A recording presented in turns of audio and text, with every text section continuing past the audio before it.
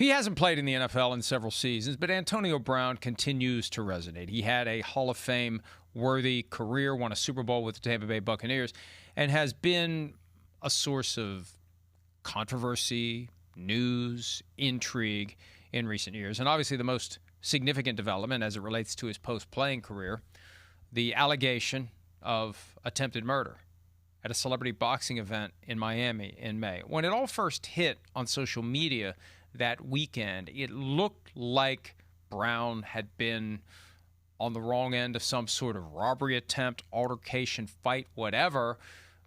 The initial videos that emerged seemed to have sounds that maybe were gunshots. It wasn't very clear. A few weeks later came the news that the Miami Police Department had issued a warrant for his arrest on attempted murder charges. He left the country for months, was apprehended last week in Dubai. He's now back in Florida. His lawyer has filed a written not guilty plea. The question now becomes, number one, will he even get bail? A bail hearing could happen as soon as Wednesday. By the time you see this, if you are watching it, and thank you if you are, you may know the answer to that question. But since he fled, that could be a complicating factor. And if he is released on bail, it may be house arrest with very tight limitations on what he's allowed to do. Eventually, what will happen, barring a plea bargain, he'll go to trial on this question of whether or not he was acting in self-defense. His lawyer has already made it clear that that will be the push. And remember, Florida has a very broad stand-your-ground law, which does not compel you to flee in the face of what you perceive to be a serious threat to your overall health and well-being. You can pull out a gun and you can fire. The factual question will be, at what point does the threat end?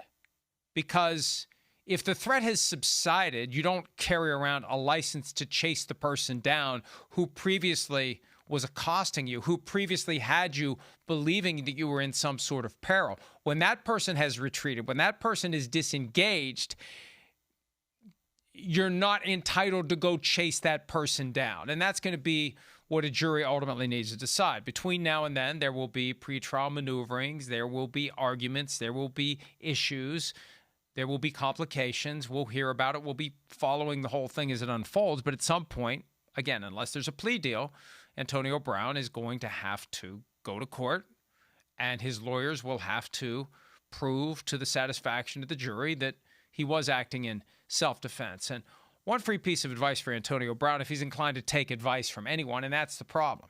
In recent years, it has seemed as if he isn't inclined to take advice from anyone. He's hired a lawyer. He needs to listen to that lawyer and do whatever the lawyer advises him to do. He needs to be fully cooperative. He needs to understand the gravity of the charge against him. He's facing up to 15 years in prison. Because even if you can cobble together a persuasive argument that there was a true self-defense at play here, the client needs to go along with it.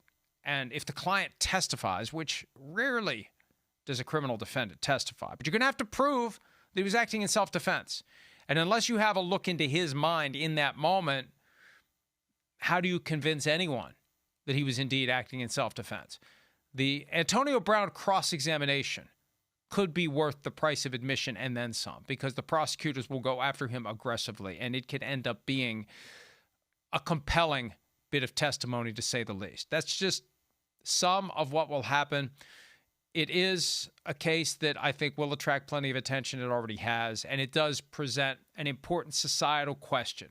At what point, if you are standing your ground, must you stand down? Must you declare the altercation to be over and not chase someone around and fire a gun at them with bullets that could either hit that person or someone else? We'll continue, as I said, to follow the story at ProFootballTalk.com, and from time to time you get a special edition of PFTPM that breaks down whatever it is that may have happened in Antonio Brown's case. Hi, it's Mike Florio. Thanks for watching PFT on YouTube. Hit subscribe for the latest news and analysis from Pro Football Talk.